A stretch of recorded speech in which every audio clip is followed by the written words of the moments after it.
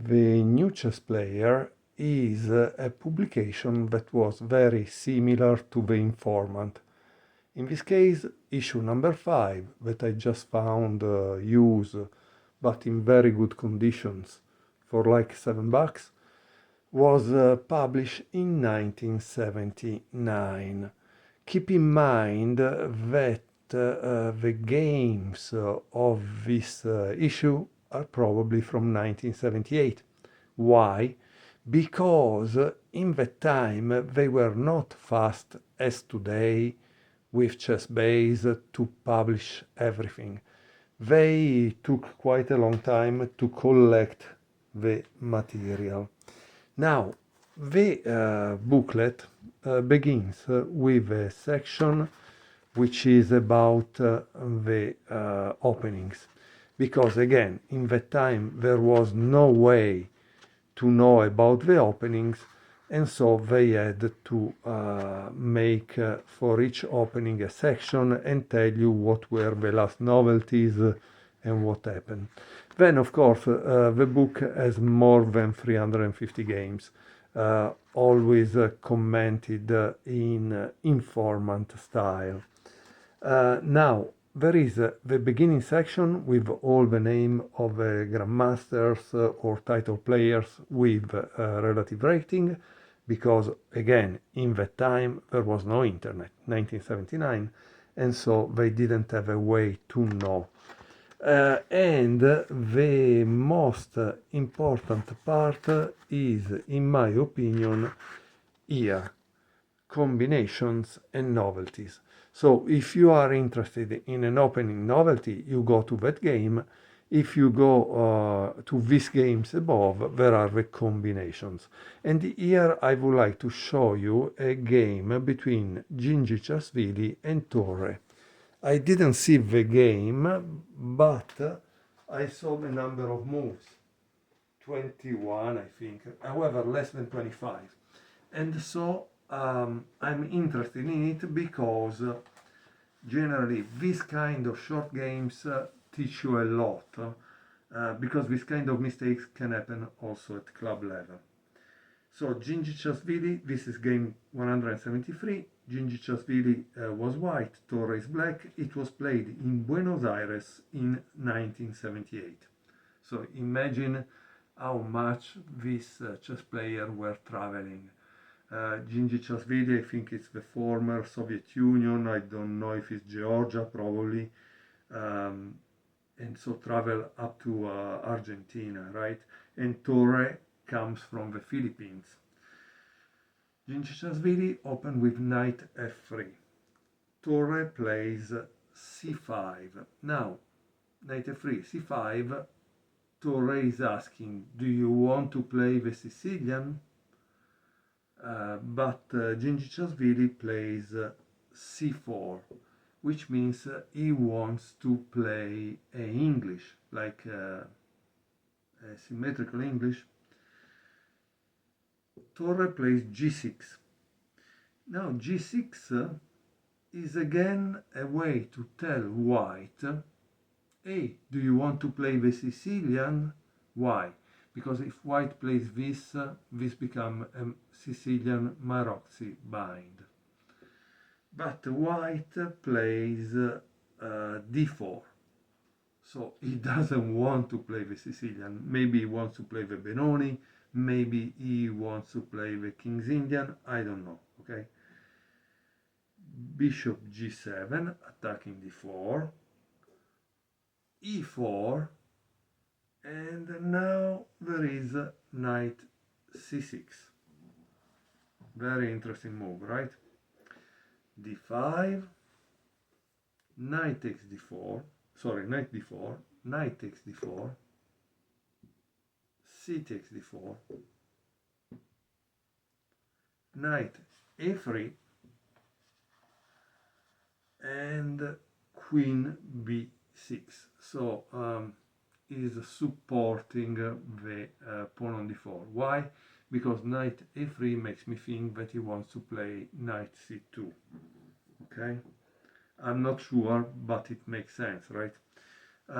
Since white cannot really kill this thing easily, he decided to play bishop d3, which honestly makes sense because, again, in the opening you shouldn't get crazy about pawns, you should try to develop all your pieces, castle, connect the rooks, and then create a plan for the middle game, right? That's what we should do, and that's what we never like to do. So after bishop d3, black plays d6. And now there is an interesting move by Gingis-Chasvili, because he should have played castle for logic. He just played bishop d3, so it's consequential, right? Instead he played c5. That's a very strange move, right? Queen takes e5, bishop b5, check. And so I think it made sense because I never saw the game, but I feel that here Gingis-Chasvili sacrificed a pawn in order to keep the enemy king in the center. Why? Because now he plays king f8. And then now e castle. Knight f6. Bishop d3.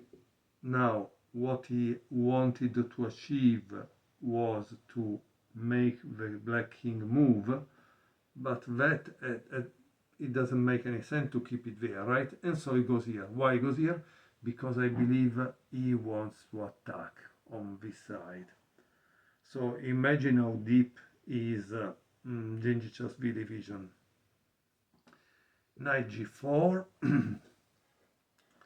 knight c4, and here there is knight e5. Knight takes e5, bishop takes e5,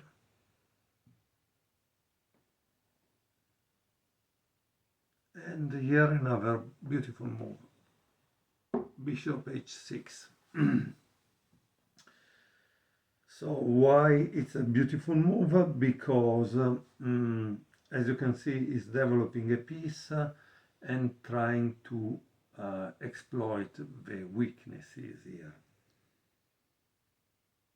Bishop g7, obviously it doesn't exchange because he doesn't want to give an easy way to castle to black, and he connects the rooks thanks to queen d2. So great move. Now it's interesting to see how he will win this thing, because we are already at move, I don't know, for 14. Yeah. No, sorry. We are at move 16. So it's incredible. In 5 moves he wins. How? Queen b6.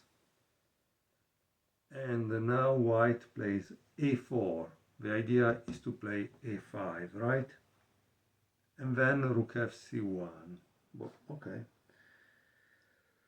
Obviously, we can see that when they play a4, you want immediately to stop it. And so he played a5. It makes sense. But he creates a hole, right? You cannot now kick this bishop. And black plays e5. Now guys, I want you to pause the video and try to find what is the next move by white. And this is a very good exercise. That's why I like this book. You see, it gives you the combination, and I see for you the combination, and you need to find the solution. So what would you play now if you were white? He played, boom, queen g5. Amazing move. Why queen g5 is an amazing move?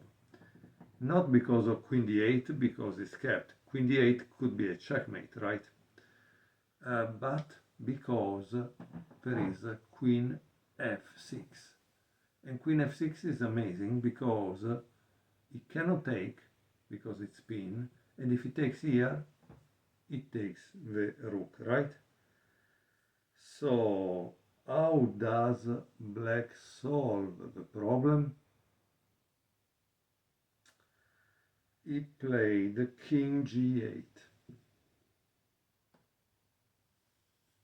Here, strangely, doesn't tell us if he had another possibility, like rook g8. Probably not. But king g8, I don't know. Again, what would you play if you are white? White played queen e7.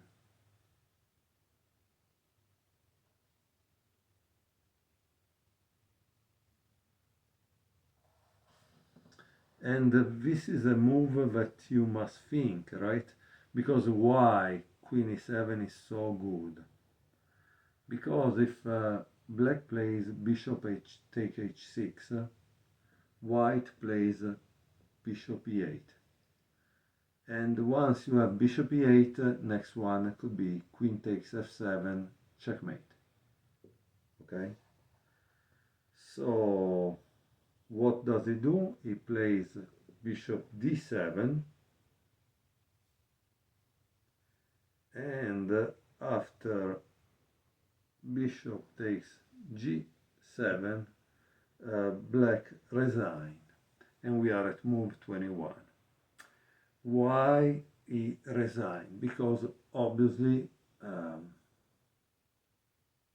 he loses one bishop, and he thinks that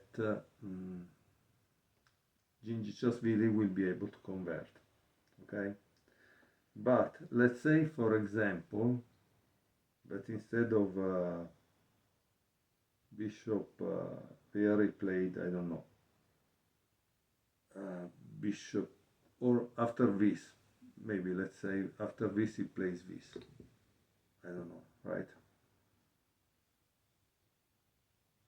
Because we didn't see if that works. It doesn't because of this. Oops. As you can see, you don't go to take a rook, you go for giving checkmate. And so it's a kind of problem, right? Here it says bishop h6. Oh, I don't know. And it says this as a final decisive advantage. Probably after this, no, take probably. Takes and takes. And this is clearly a final advantage for white. Why? Because this is the only active piece. To take this out, I think it could be difficult, but maybe he can do it. But meanwhile, he loses something, right? And if he doesn't lose something, white will be able probably to enter. That's the point here. So I'm happy that I show you this game, because it shows us how they played chess in 1978, thanks to this old book, from which I will show you more. Thank you very much for watching.